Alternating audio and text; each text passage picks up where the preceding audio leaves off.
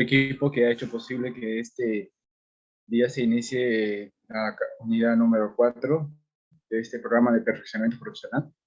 Agradecer también a los que están presentes en esta sesión del día de hoy. Voy a tener el privilegio de poder iniciar esta sesión para continuar con los temas que son de importancia para lo que respecta a la unidad de cuidados intensivos y también los integrantes que estamos participando en ello. Vamos a iniciar la unidad 4 relacionada a los cuidados especiales en el paciente ventilado. Hasta aquí ya hemos tenido la experiencia de conocer puntos importantes sobre ventilación mecánica, los ventiladores, ciertas patologías, igualmente algunas situaciones en las cuales nosotros vamos a tener que desenvolvernos para que podamos cumplir con ciertas actividades relacionadas a la protección, al tratamiento de patologías a nivel respiratorio. En esta ocasión vamos a completar algunos puntos específicos de las actividades que vamos a realizar en favor del paciente, ya sea en una función espontánea o también pacientes con ventilación mecánica y sus dispositivos. Voy a tener el tema sobre administración de medicamentos en aerosol, por lo que conocemos también como MDI, ¿ya? Entonces, vamos a conocer los términos y todo ello, vamos a escucharlos pues, en el desarrollo de esta exposición. Si alguien tiene alguna consulta o alguien que desea poder añadir, puede levantar la mano o hacer la consulta en el chat. Muy bien. Quería empezar haciendo una diferencia, ¿no?, entre lo que respecta un aerosol y la propia humedad. El aerosol, pues, es una suspensión de una partícula que puede ser desde el inicio sólida, ¿no?, sólida, y pues después convertida en líquida, y que ésta tiende a cambiar su consistencia o su forma a una forma de gas o a una forma de aerosol o spray, lo que nosotros conocemos, ¿no? Esto con fines terapéuticos, la mayoría de ellos, o también con algunos, digamos, insumos que se puedan añadir a ello.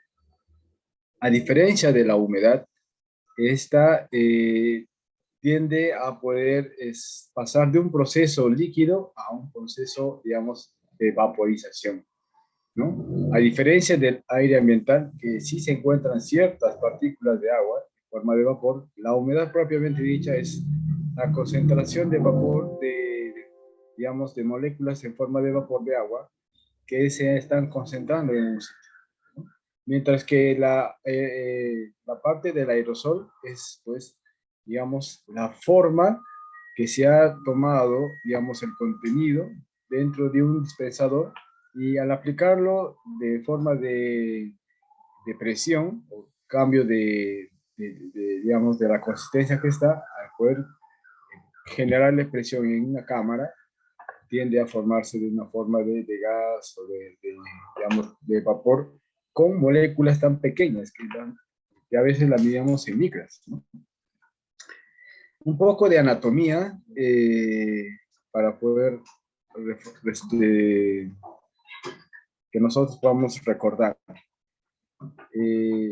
Conocemos la parte de las vías aéreas superiores e inferiores, pero a lo que quiero abarcar es que existen zonas donde el paso del aire que nosotros hemos inhalado tiene un recorrido de inicio hasta la parte más final, que es el saco alveolar.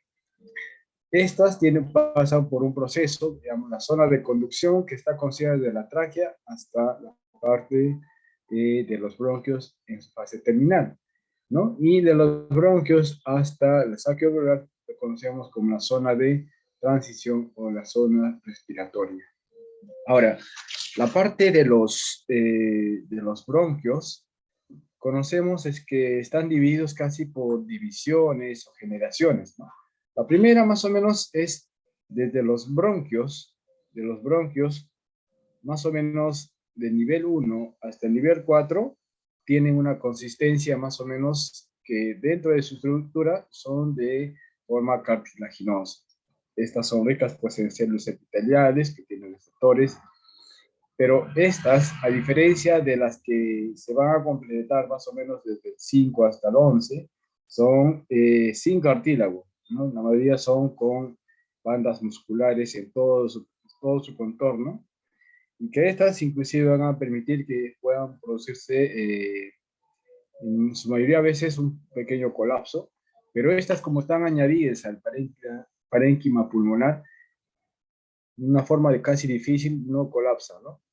Pero sí puedan generar cierta mucosidad o cierta restricción a cualquier tipo de patología, como en el caso de nivel asmático. Estas, a diferencia digamos, de la nivel traqueal, que el diámetro a nivel traqueal más o menos va pues, desde los 15 hasta los 20 milímetros, a nivel de los bronquios un poco más grandes, a nivel de los bronquios principales, derecho e izquierdo, que son pues más o menos entre 10 y 15. Ahora, desde los bronquios de nivel 1 hasta más o menos 11 o 12, el diámetro varía entre 1 hasta 10 milímetros, ¿ya? Y ya de los bronquiolos del nivel 12 hasta nivel más o menos 23, el diámetro puede ser de entre 0.5 a 1 milímetro. A nivel alveolar casi puede medir entre menos de 0.5, 0.3 milímetros. Ahora, ¿por qué es importante describir cada uno de estos aspectos? Porque, como hemos visto en la lámina anterior, los aerosoles tienden a formar ciertas partículas que son tan pequeñas y que estas, por su facilidad y de difusión a nosotros inspirar el oxígeno, estas tienden a poder recorrer todo el tracto respiratorio. Pero hay algunos que se van a quedar en el camino y hay otros que van a llegar hasta ciertos sitios digamos, de la parte bronquial, y hay algunas porque quizás son tan pequeñas, van a ser eliminadas en la fase expiratoria.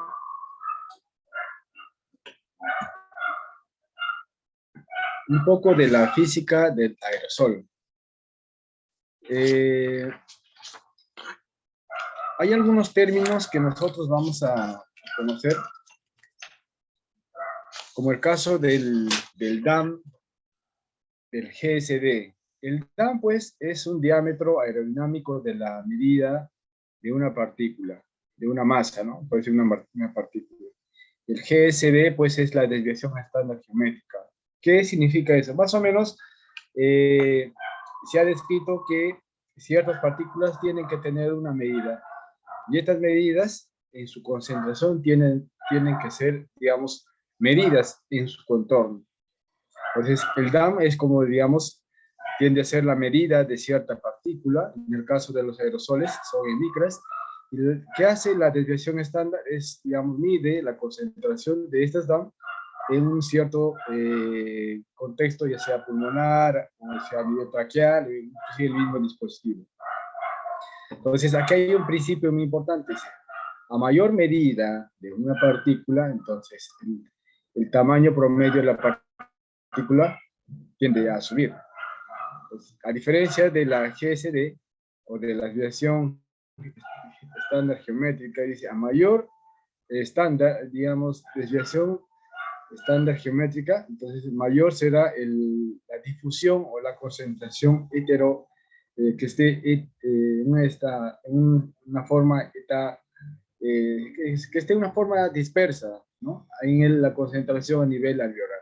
Porque dentro del DAM vamos a encontrar que hay ciertas partículas que van a ser medidas a un nivel de mayor concentración, o sea, a nivel que sea tan grande, y a nivel mediano y tan pequeño.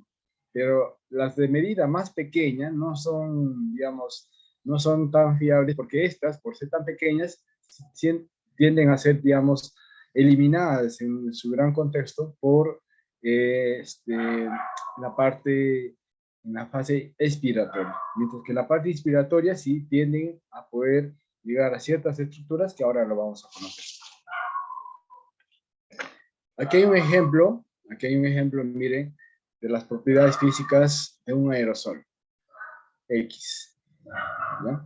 Más o menos vemos cuanto más pequeña sea una concentración, digamos, mientras más pequeña sea la medida de, digamos, de una partícula X, más será la capacidad de difundirse a nivel, digamos, pulmonar. O sea, que llegue casi hasta el bronquio más pequeño, previo a digamos, al saque alveolar. Pero a medida que quizás que crezca el diámetro de la partícula sea más o menos grande, ¿no? También tiende a llegar a ciertas zonas, ¿no? Pero cada una de esas partículas no es que porque sean tan grandes no sirven, sino sí tienen un efecto casi en el lugar donde se pueda adherir, ¿no? Entonces, más o menos aquí nos dice que quizás no tanto, aquí más o menos se hizo un cálculo, ya usando más o menos 3 medidas diferentes de esta desviación que conocemos, pero todos tienen una misma, digamos, una misma medida de la partícula. Pero lo que diferenció es que cada una de ellas tenía una concentración diferente del medicamento, que las que tenían baja concentración, por ende las partículas eran en menor cantidad del medicamento, mientras que tenían más concentración, tenían más partículas del medicamento, por ende podrían llegar en una mayor cantidad de infusión a la mayor cantidad de porción del pulmón y tener mayor efecto. Es por no decir un ejemplo, usamos un broncodilatador casi específico como el salbutamol, y si le damos un PAF, podría tener cierta concentración a nivel pulmonar con baja dosis, pero si le damos más PAF en una misma dosis, podría tener una alta concentración del medicamento. Entonces, aquí hay un efecto muy importante para diferenciar un dispositivo, tanto de nebulizador como un dispositivo de medida, que es el MDI, ¿no? De medida fija.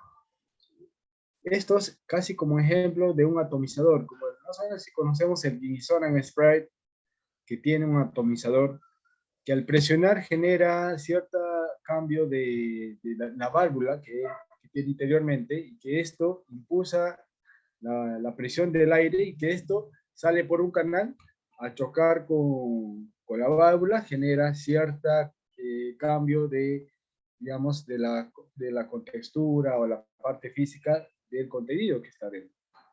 Es por eso que a veces estas partículas tienden a salir tanto grandes o pequeñas, ya sean con un DAN diferente, un GSD disperso, porque vamos a ver pequeñas, digamos, partículas grandes y pequeñas en esa concentración. A diferencia de un nebulizador, casi que va a ser homogéneo, ¿no? Casi homogéneo. Hay algunos que quizás van a ser de molécula más grande.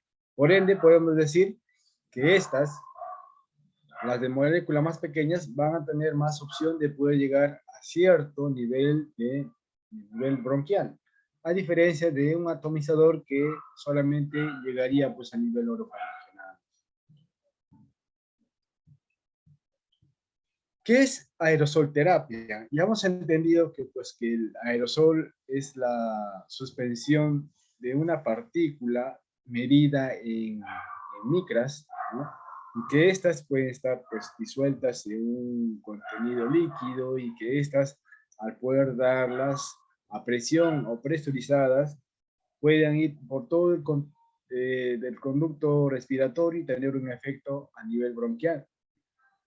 La aerosoterapia, pues, es un tratamiento usado para el sistema de vía respiratoria, para la administración de ciertos fármacos, pueden ser, pues, broncodilatadores, que también pueden ser ciertos antibióticos, corticoides, entre otros, quizás los más conocidos, ya sea en forma líquida o en polvo, y que estas, a su vez, están en formas de aerosol o suspensión de partículas microscópicas.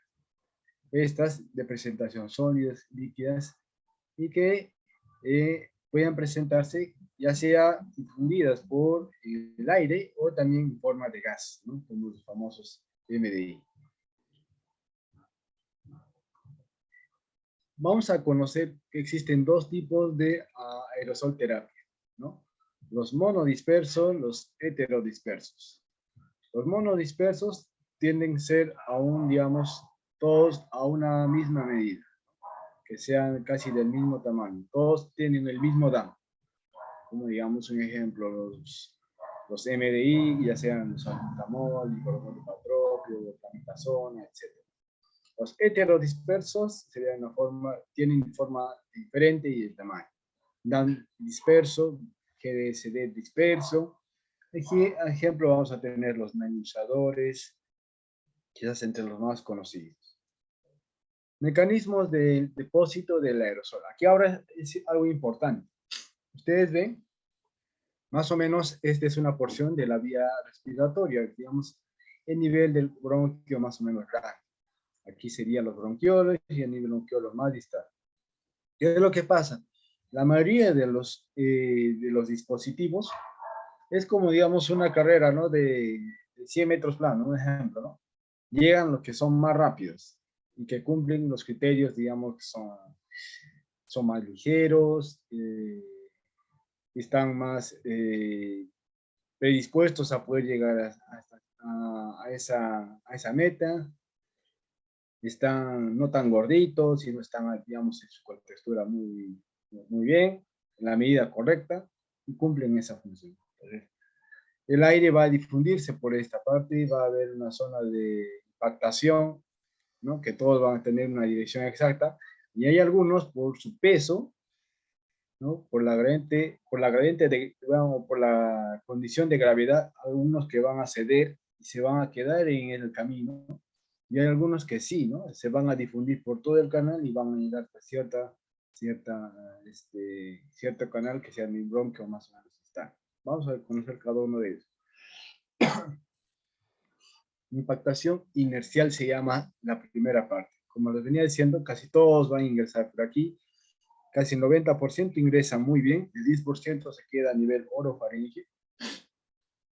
Es el depósito de partículas cuando estas colisionan con la superficie durante los cambios de dirección. Hay unos que chocan, ahí se van a quedar, pero la mayoría que no tiende, digamos, a estar tan en contacto con la pared son los que van a continuar con su dirección. Regularmente, los que son de tan medida no menor de 15 hasta 10 microgramos de DAM son las que pasan esta primera etapa, ¿no? Estas, las que pasan casi, las que son de más o menos entre 10 o 15 de medida, se pasan el epitelio nasal, pasan la parte orofaringea, el nivel traqueal. Pues son casi todos ellos que han cumplido ese requisito y pueden estar ahí. Pero los que ya tienen una medida, entre 5 y 10 microgramos, ya estos ya pasan a otro nivel, ¿no? Pasan a otra etapa, así por decirlo, ¿no? Pasan a nivel traqueal hasta quizás los bronquios más grandes, los bronquios principales. Estas porque son más pequeñas, son más ligeras, como les venía diciendo, pueden tener esa condición de poder tener un efecto a ese nivel.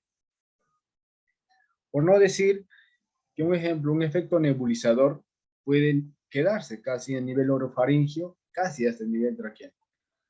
Pero mientras más, digamos, más vaporizada sea este preparado, claro que los nebulizadores normales tienen esa opción de poder generar ese vapor, pueden llegar hasta el nivel traqueal, hasta el nivel bronquial, ¿no? Y hay unos que tienden a poder tener una impactación en esa bifurcación y se quedan ahí, y hay algunos que esquivan, quizás por la condición, digamos, de conducción, tienden a pasar más que esa bifurcación, tienden a pasar a la parte bronquial. La siguiente es la parte de la sedimentación gravitacional. Hay algunos que en el camino, por la gravedad, por su peso, ¿no? Por su peso, tienden a poder caer, ¿no? Hay algunos que son más ligeros, sí tienden a poder seguir el conducto, ¿no? Entonces, el efecto de gravedad sobre las partículas no influenciadas por la inercia. O sea, mientras más sea el flujo y que éstas no estén paralizadas, el flujo, aún quizás las pequeñas moléculas van a continuar su camino y van a llegar a la parte nuclear. Pero si vemos quizás haya una pausa, el flujo sea bajo, por gravedad, aún estos van a bajar. Pero van a caer quizás los que son, primeramente, los de mayor peso, o de mayor, digamos, peso de la partícula.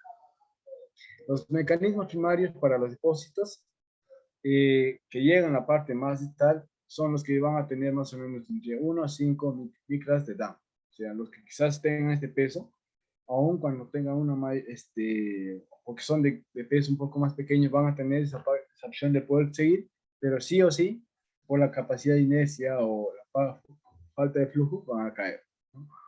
Ocurre en más de la vía aérea periférica y está influenciada por la pausa respiratoria, que va entre 4 y 10 segundos, incluye hasta las 6 últimas generaciones de la vía aérea. Entonces, más o menos, para poder diferenciar, como les venía diciendo, más o menos hasta, desde la primera hasta la generación número 11 o 12, el diámetro de partículas que puede recibir a nivel bronquial va a ser de 1 hasta 10. Por no decir que la mayoría de los medicamentos que administramos son a ese nivel. Pero esperemos que la mayoría pueda llegar quizás hasta la parte más distal para tener mayor efecto, ¿no? Pero hay algunos como por estas condiciones de inercia y también de nivel de sedimentación gravitacional, se van a quedar en ese camino. La otra, la última, dígame, dígame. Sí, esta barrita, ya. ¿Ahora está bien? Ya, listo. Ok. La última etapa o uno de los factores que va a intervenir en esta difusión de estas partículas es la parte de la difusión. Ya hemos visto que hay algunos que van a tener la opción de poder tener una impactación a nivel de la rama bronquial, algunos que van a tener por la fuerza gravitacional que van a ceder y algunos por la difusión. Las partículas extremadamente pequeñas, que sean entre 1 a 3 micras de edad, donde el movimiento browniano, el movimiento de exhalación, tiene una mayor influencia sobre la partícula de movimiento que la gravedad. Estas, porque son tan pequeñas, son tan de diámetro tan corto, estas por la propia etapa de, digamos, de la fase expiratoria van a tener que ser arrasadas y, digamos, confundidas y arrastradas al exterior. Es un movimiento aleatorio de las partículas que pueden hacer que se depositen sobre el epitelio respiratorio, quizás en su retorno. Como vemos esta imagen, hay unas partículas, por ser tan pequeñas, van a estar como perdidas, ¿no?, en el camino. No saber qué hacer, entonces. Y porque ya toca el tiempo de que la persona haga el proceso respiratorio de la expiración, pues tiende a ser eliminada, o inclusive a veces en ese proceso adheridas a la parte bronquial. Entonces son esos factores que intervienen en que intervienen en que el mecanismo de un aerosol sea efectivo, ¿no? Entonces es importante ver, diferenciar que la molécula que nosotros estamos administrando, ya sea por nebulización o digamos la partícula que vamos a administrar por nebulización, por MDI y otras formas, inclusive lo que son los nebulizadores ultrasónicos, etcétera, tienen un efecto y estos factores van a influenciar en que los medicamentos cumplan o no la función importante, ¿no? Entonces, la propia estructura anatómica de la rama respiratoria se ve afectada o afectada también por el aerosol. La fuerza gravitacional y la difusión de la misma son factores que influyen en la eficacia del aerosol.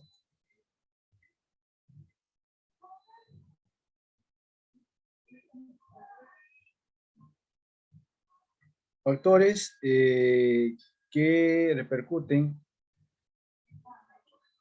que afectan en la administración del aerosol. Bueno, como lo viene diciendo, el patrón respiratorio y la tasa de flujo inspiratorio, ¿no? Si vemos pacientes que no tengan pues un patrón tan, digamos, efectivo, o algunos que son tan efectivos o quizás extremadamente efectivos, repercute en la difusión, en que tenga un efecto positivo el medicamento, la respiración nasal versus la respiración bucal.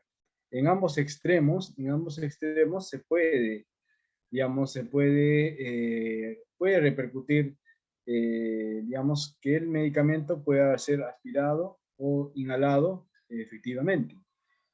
A nivel bucal, más o menos las partículas de un medicamento pueden ser absorbidas hasta que sean un tamaño de 15 micras, mientras que la nasal puede pasar inclusive hasta 10, digamos, por todo el transcurso, los vellos nasales y todo es un impedimento que pueden quedarse moléculas grandes, pero hasta 10 o más pueden pasar a ese nivel, pero de ahí para allá ya no pueden pasar porque quizás el tamaño les impide.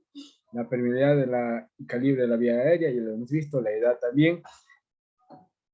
A menor edad, mayor respiración, a mayor edad, también quizás mayor respiración, y también la capacidad morfológica del nivel pulmonar también cambia.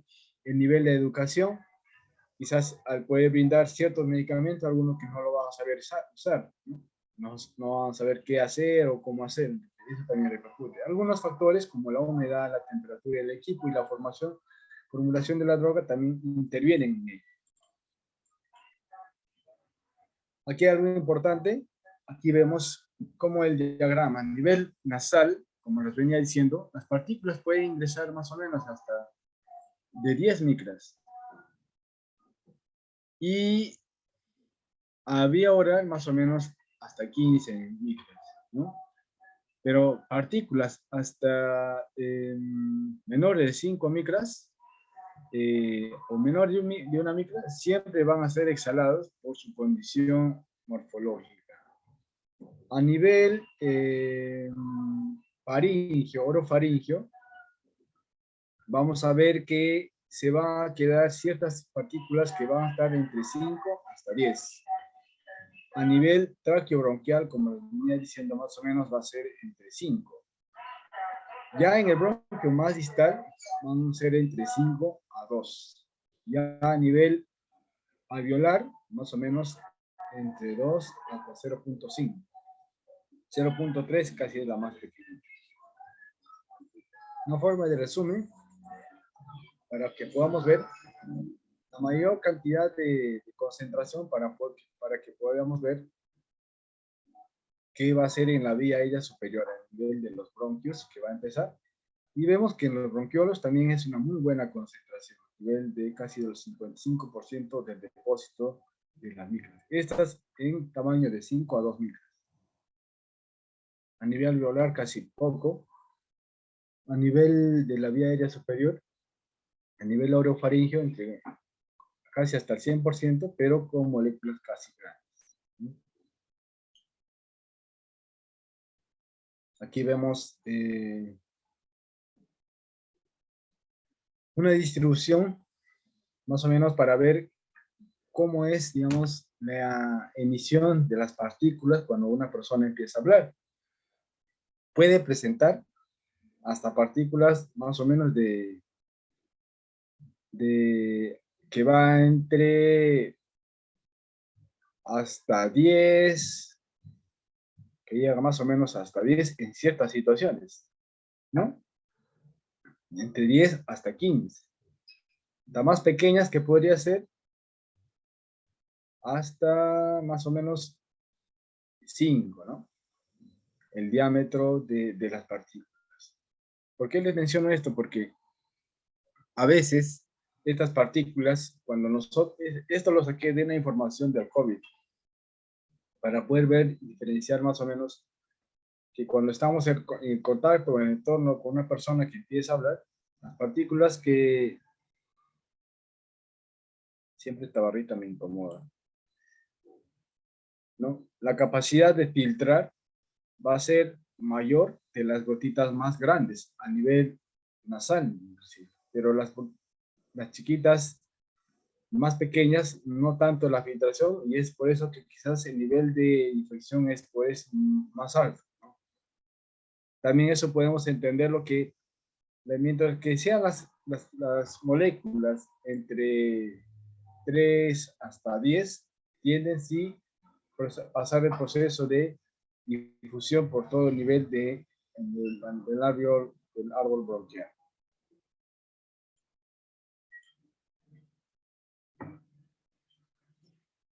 Factores, estos factores ya le hemos hablado un poco, bueno, la velocidad de la emisión del aire exhalado y del aire inspirado. Aquí hay un poco un dato importante, el flujo de inspirado más o menos debe ser entre 30 a 60 litros por minuto, ¿no? Un flujo normal. También no debe tener periodos de alta de 10 segundos, porque ahí sí veremos que la mayoría de las partículas se van a sedimentar y se van a concentrar en cierto lugar. Otro factor es la técnica de inhalación. Como les venía diciendo, hay partículas grandes que se van a quedar a nivel bronquial, por el proceso de impactación se van a quedar ahí. Hay algunos, como el nebulizador, que sí van a llegar al proceso a nivel más distal digamos, del bronquio casi terminal, y hay algunos que podrían llegar a nivel alveolar, quizás son pocos que pueden llegar ahí y tener un efecto, ¿no? Pero el efecto casi más importante es que está en el nivel casi bronquial, ya sea en la parte inicial o en la parte terminal. Aquí hay un dato muy importante para poder ver los tres mecanismos. El efecto de tamaño de partículas salbutamol sobre la eficacia en pacientes con asma. Miren, este es el volumen. Esta es la velocidad la velocidad de exhalación, el flujo de exhalación que se haya detenido. Y este es el tiempo de las dosis, el tiempo de las dosis. Como sabemos que un paciente asmático, al inicio, en su proceso agudo, siempre da volúmenes bajos, porque quizás el diámetro de la parte respiratoria a nivel bronquial está un poco colapsado.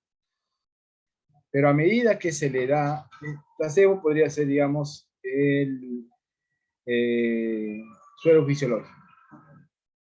Pero a medida que se le administra, casi a los 10 segundos, ¿no? Entonces vemos que casi a los 10 segundos, eh, las moléculas tan pequeñas, las moléculas tan pequeñas, digamos, al tener el proceso de exhalar, han sido eliminadas, ¿no? Son eliminadas en el transcurso del proceso de exhalación. Pero, mientras que las partículas han sido más grandes, o sea, un ejemplo, hemos dicho que las partículas deben ser más o menos entre 5 hasta 10 micras, 1 hasta 10 micras pueden ser a nivel bronquial, ¿no?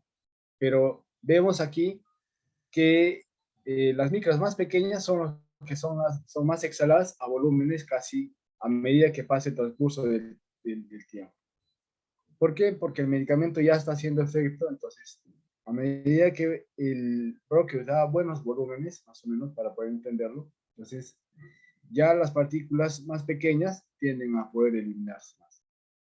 pero a medida que pasa el tiempo, también las moléculas entre 3 a 6 micras tienden quizás a tener un efecto mayor, ¿no? Y aumentando y ayudando en los volúmenes de ellos. Entonces, más o menos, esto nos puede ayudar a entender que a medida que pasa el tiempo, tanto moléculas pequeñas como también grandes, que puede ser entre 1 a 6, tienen un efecto positivo en el volumen del paciente, ¿no? El volumen exhalado del paciente. A diferencia de un placebo, ¿no? El placebo casi no tiene ese efecto, quizás más bucolítico que broncodilatador. Entonces es importante, vemos aquí, que hay una muy buena difusión del medicamento, quizás se haya podido sedimentar en cierto lugar del tracto bronquial, ya tiene un efecto en la mejora de volumen o de flujo de exhalación del paciente. Dispositivos ya propiamente dichos. Nosotros al poder hablar quizás de aerosolterapia, podemos quizás entenderlo como nebulización, ¿no? O hablar de inhaladores, hablamos de MDI. Bueno, en sí son inhaladores de aerosoles. Sería quizás la palabra correcta. Existen casi 3 dispositivos importantes, que son los nebulizadores, que también son los MDI, y último ahora que vamos a conocer en esta última división, vamos a ver. Vamos primeramente con los nebulizadores. Los nebulizadores podemos conocerlo y verlos de diferentes formas. Dentro de los más conocidos, vamos a ver los nebulizadores de pequeño volumen. Los NBP son los más conocidos, los nebulizadores de pequeño volumen. Son conocidos como los micronebulizadores. También los nebulizadores de alto volumen y los ultrasónicos. Los inhaladores de dosis media o los MDI y también con espaciadores.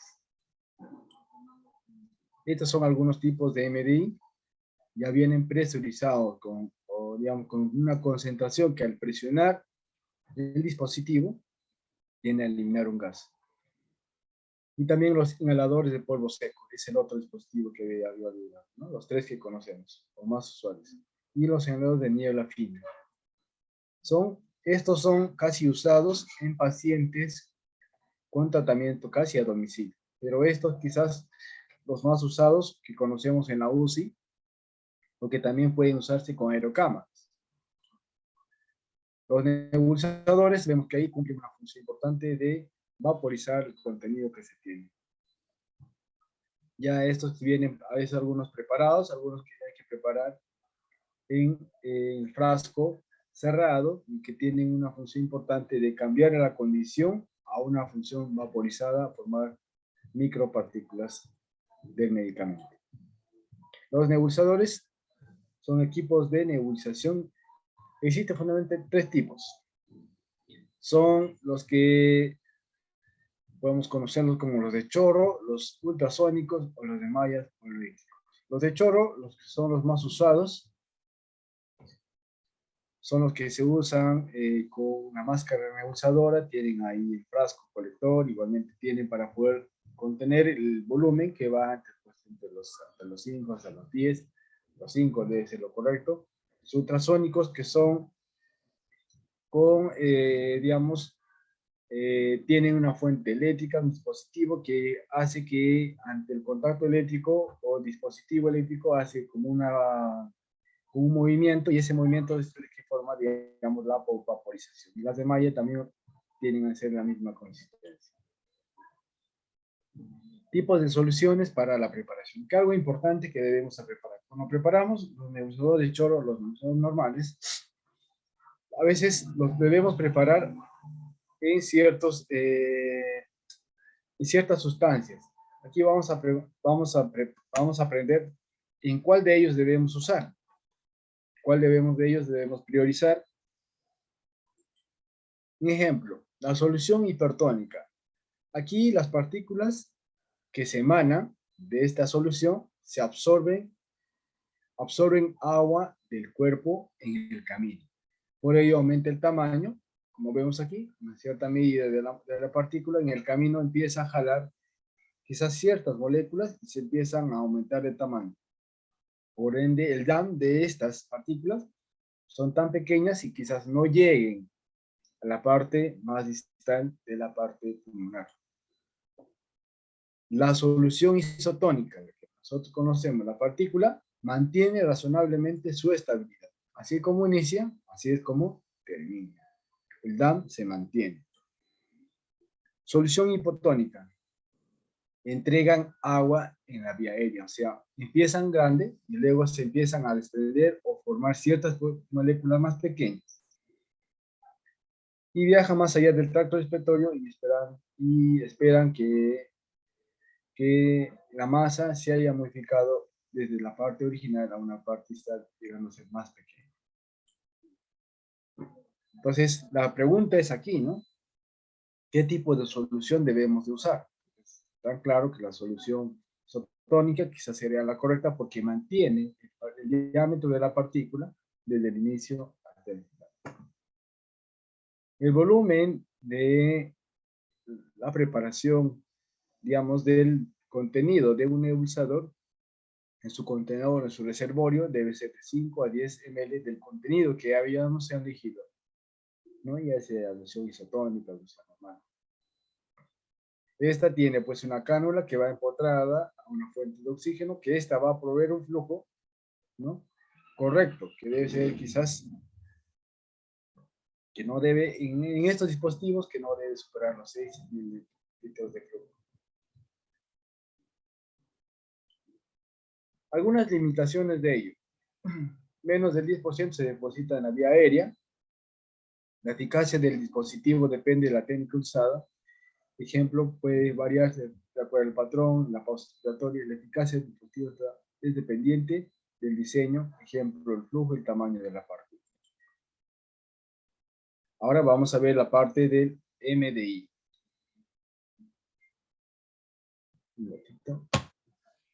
La MDI es pues, es un inhalador presurizado de dosis de medida, ¿no? Quizás algunos de aquí han tenido la duda. La MDI sería quizás el conector que se coloca al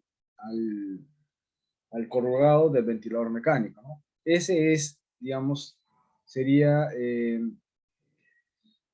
un dispositivo que va a ayudar al cumplimiento del MDI. Es un adaptador para el MDI. Esa es la forma correcta. Hay algunos que quizás se hayan preguntado y hayan recibido preguntas de este dispositivo, entonces a eso lo conocemos como adaptador.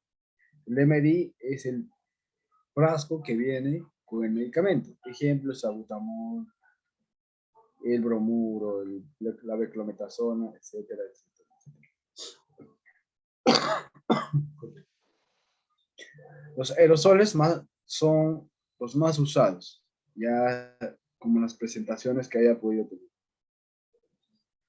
El sistema depende de la fuerza de un gas, ¿no? Este que está comprimido y a la vez licuado para expulsar el contenido del envase. El producto sale al exterior a una gravedad casi hasta 100 kilómetros por hora. Sale a una buena presión. Para ello, debemos de tener ciertos criterios. Ahorita les voy a mencionar. Este tiene ciertas partes que vamos a conocer. El contenedor, que tiene con componente el principio activo. El principio activo es una combinación de un gas con el medicamento o de un, digamos, de un líquido que va a servir como conductor para el principio activo propiamente dicho. Tiene un sello elastométrico que va a permitir que esté bien cerrado este principio, porque va a estar ahí a una presión específica.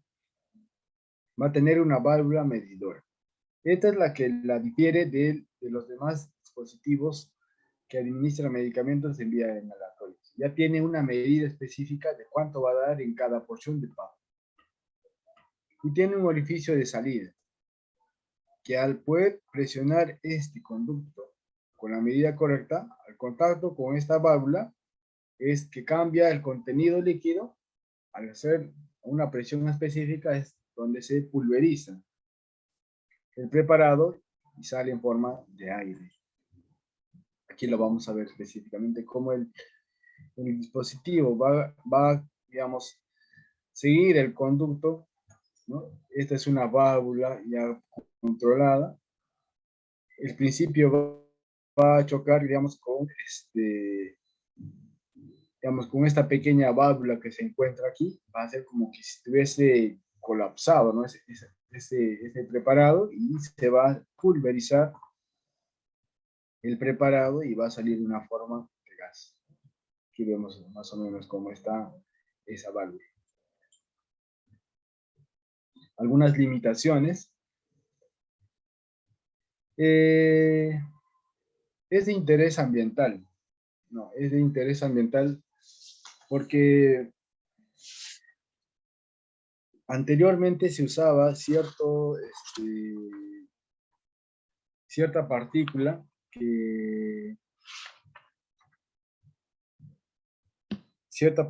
que ya actualmente ya no se utiliza, ¿no? Es el hidrofluoroalcano, que anteriormente se utilizaba y era un dañino a nivel, digamos, ambiental, y ahora actualmente pues se está usando el cloro, fluorocarbono, como gas o como conductor de los dispositivos que conocemos aquí en el NDI, ¿no?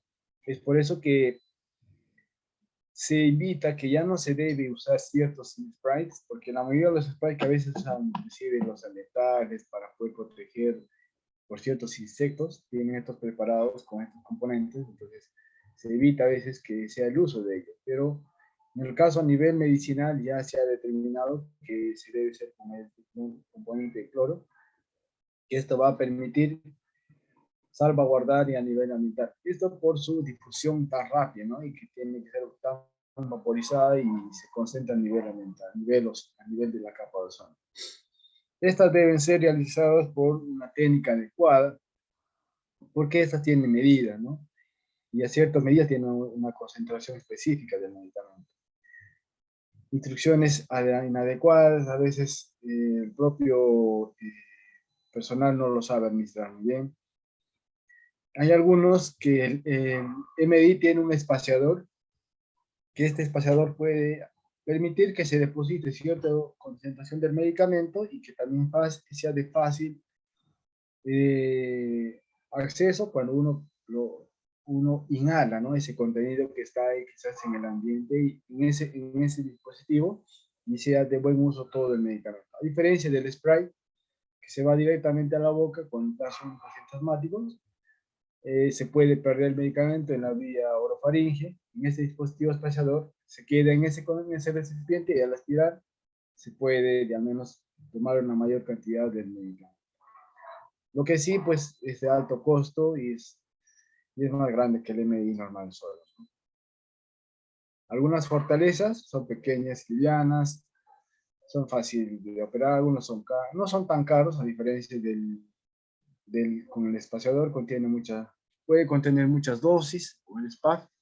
Pacientes pueden sentir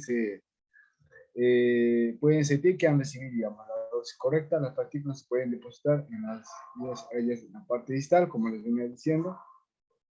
Algunas limitaciones requieren una buena coordinación, específicamente en la inspiración y al tomar el flujo de aire correcto. Por ejemplo, puedo respirar bien, pero puedo no tomar un flujo correcto. Por ejemplo, cuando respiro rápido, estoy respirando, pero el volumen que tomo no es lo correcto. Puedo tomar menos del volumen normal, quizás 200, 100, 150, no sé. Pero si tomo un buen volumen normal de 300, 400, y según mi respiración, entonces el flujo de difusión va a ser normal. Y tiene que ser coordinado cuando presiono el spray, cuando estoy en un proceso de inhalar, ¿no?, el aire normal. Entonces, el vapor que yo estoy presionando en la inspiración va por todo el conducto. Va a depender de la velocidad del flujo. el efecto freón o el efecto como si estuviese con una forma de congelada, ¿no? Más o menos.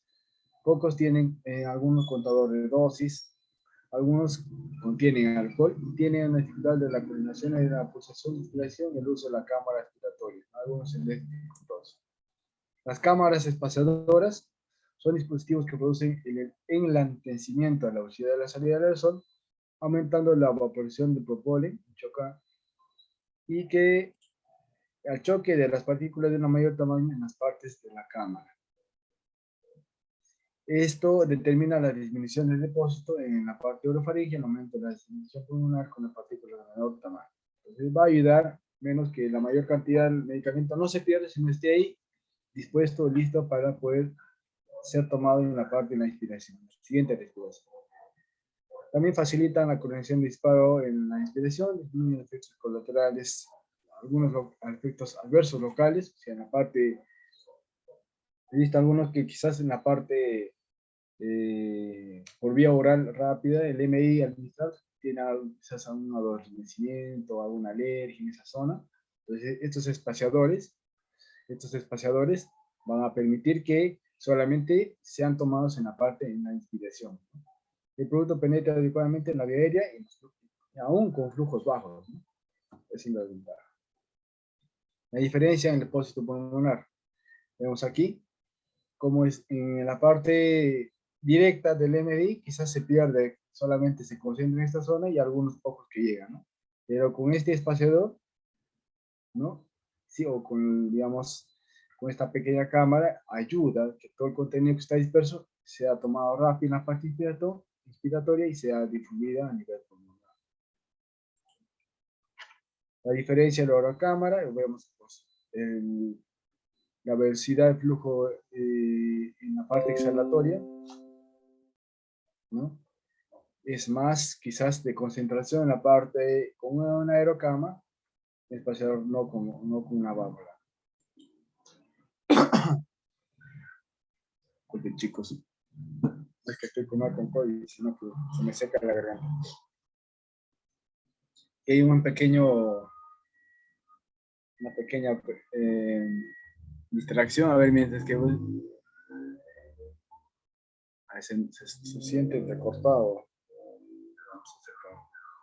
Oye, a veces tomamos a ser un poco más creativos y hacer nuestros propios nebulizadores, ¿no? Quizás lleno de eucalipto, etcétera, para que sea preparado y una fácil acción.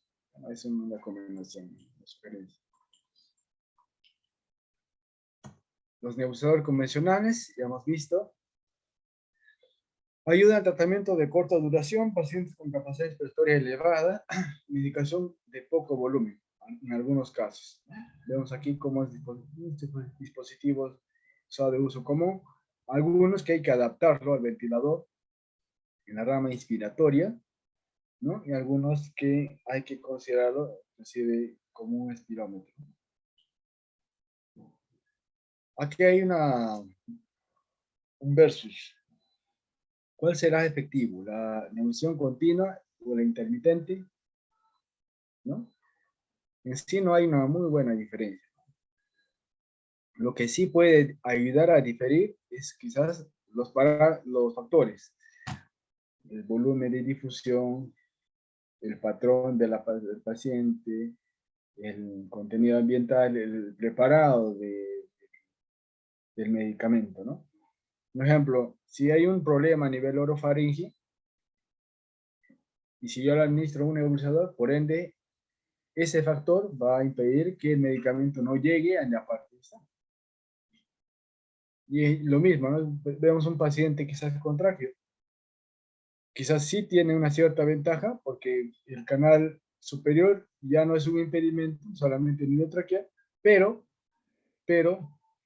el preparado de tanto de la tráquea como del paciente sin tráqueo va a ser el mismo. Por ende, si ambos respiran bien, las moléculas que reciben van a ser lo mismo, ¿no? No es que porque esté más cerca o cortando o teniendo una ventaja va a llegar a la parte más distante, ¿no? Eso es mentira, ¿no? Digamos, el tamaño de la molécula va a llegar al mismo sitio si es que cumplen con los mismos requerimientos. Formas para nebular un paciente con la máscara normal, inclusive hay dos, ¿no? Hay dos, ¿no? Es su sugerencia nada más, pero regularmente es una. Vemos aquí con un paciente con ventilador, se está nebulizando, tiene una tráqueo, está conectado a un tráqueo, el espaciador, se libera el vapor aquí, y al momento de inhalar, es lo que jala todo el contenido de la vaporización. Aquí vamos a conocer algo ya diferente, ya un paciente conectado a ventilador, y es por eso que vamos a pasar al siguiente punto de los nebulizadores ultrasónicos. Vamos a tratar solo en estas posiciones los más usuales, los más usados en la UCI. El resto de los dispositivos, ya les he mencionado por la parte teórica, son casi usados por la parte más domiciliaria que en la parte de la UCI. Los nebulizadores ultrasónicos, si son usados muy frecuentemente en la UCI, son de costo un poco elevado por la capacidad tecnológica que puede tener. Requiere una fuente de energía eléctrica y es muy vulnerable a la contaminación. Esto porque los canales están abiertos, no están cerrados. Siempre vienen casi en esta presentación, hay que tener cuidado con su manipulación.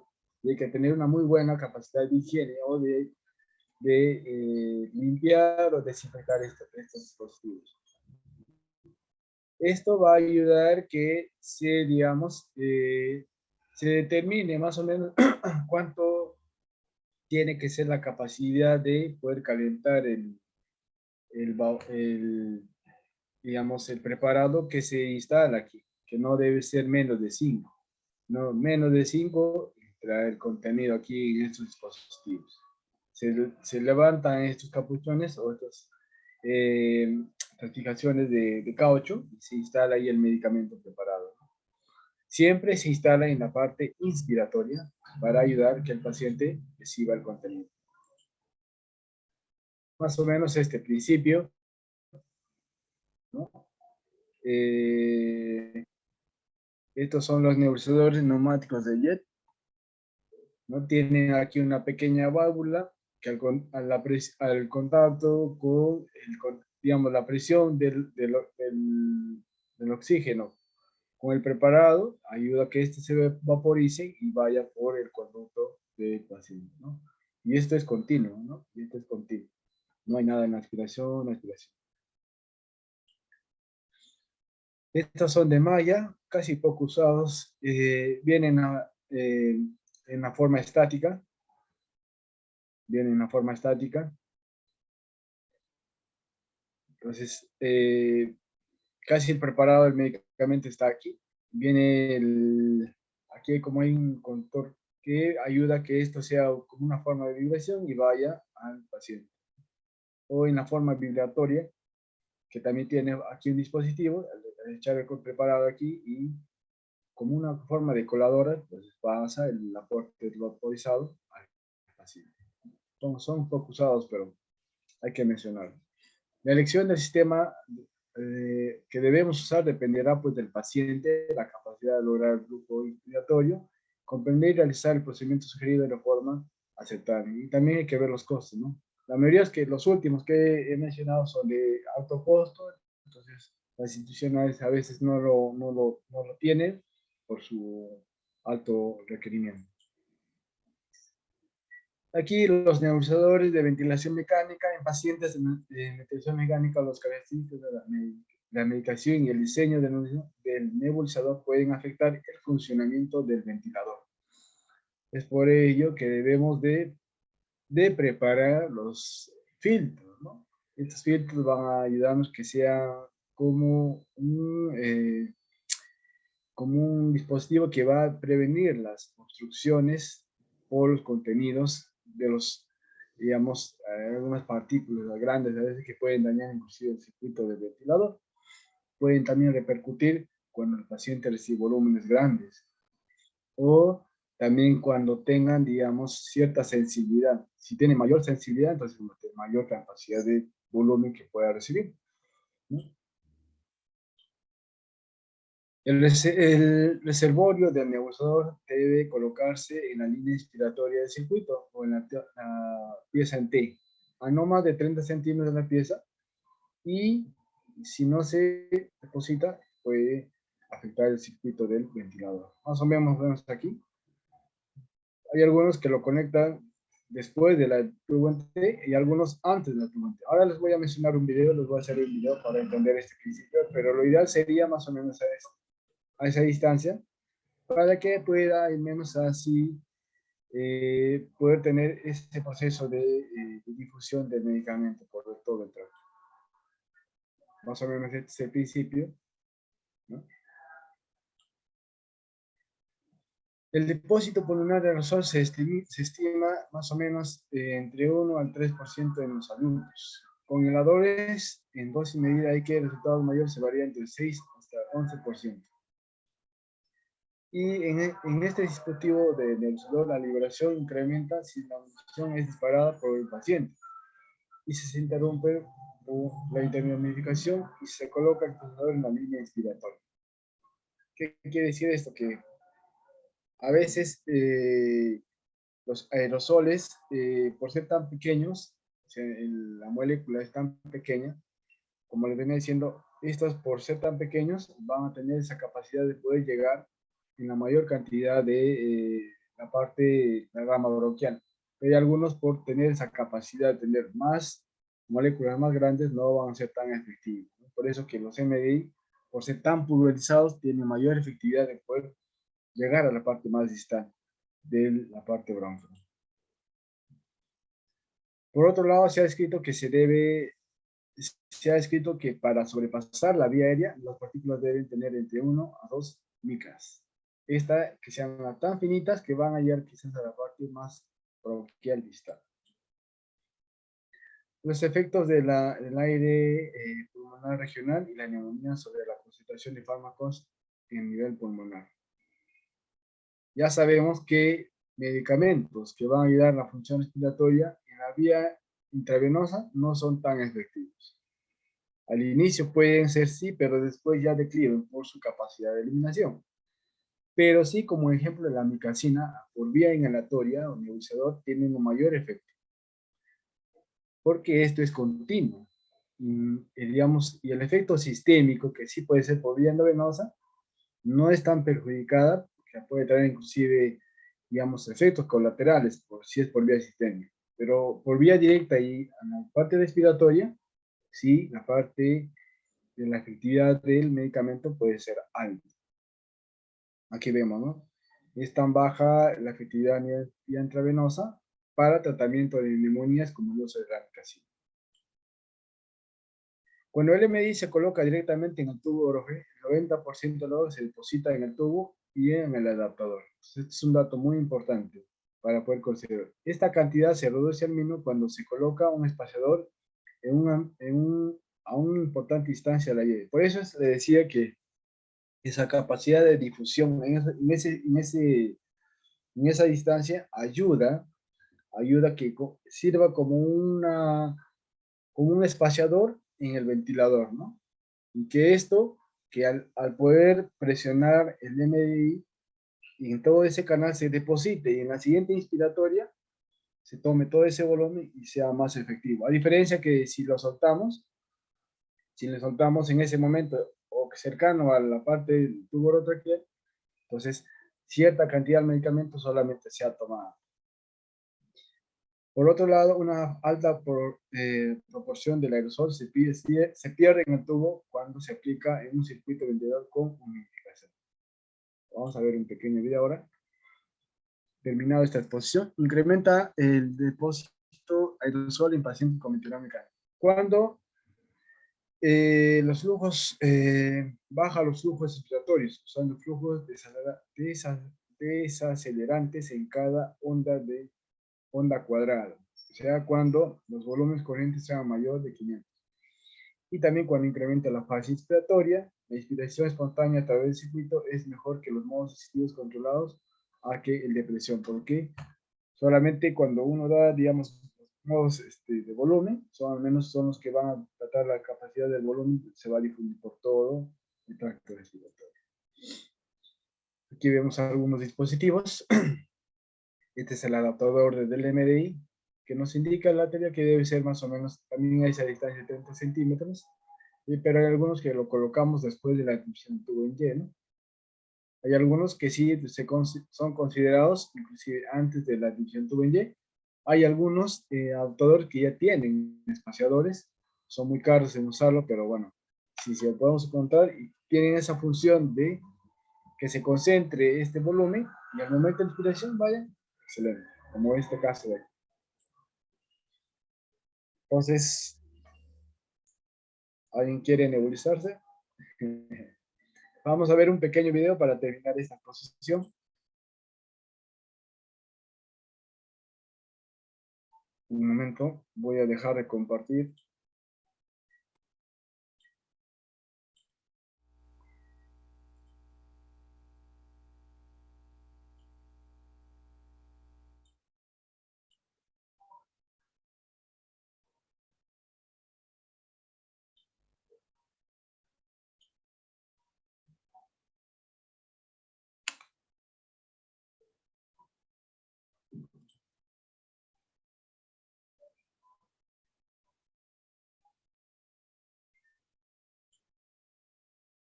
Ante la estricta necesidad de realizar aerosoles, una de las dos posibles configuraciones podría ser utilizar una aerocámara plegable en la rama inspiratoria junto con un humidificador pasivo especialmente diseñado para hacer aerosoles.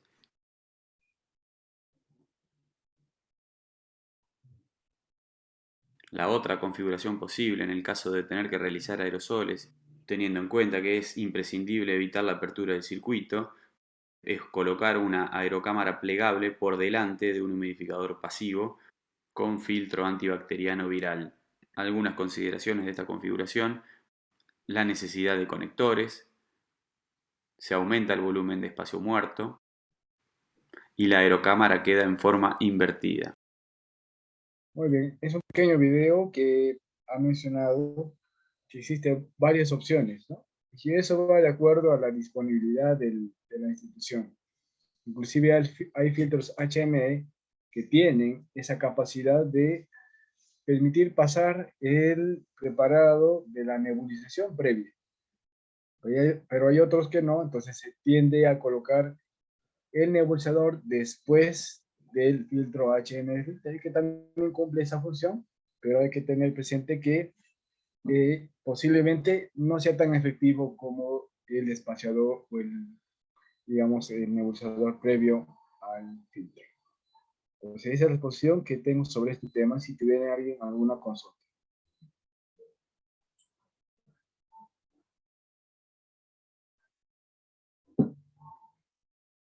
Alguna consulta, duda o aporte con respecto al tema tocado, por favor lo pueden realizar sin ningún problema. El licenciado gustoso de responderles.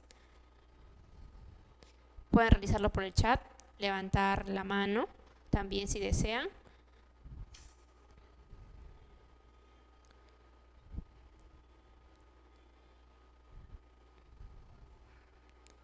Bueno, al parecer ha quedado todo claro, licenciado. Por favor, si podría compartir las diapositivas del siguiente tema. Okay.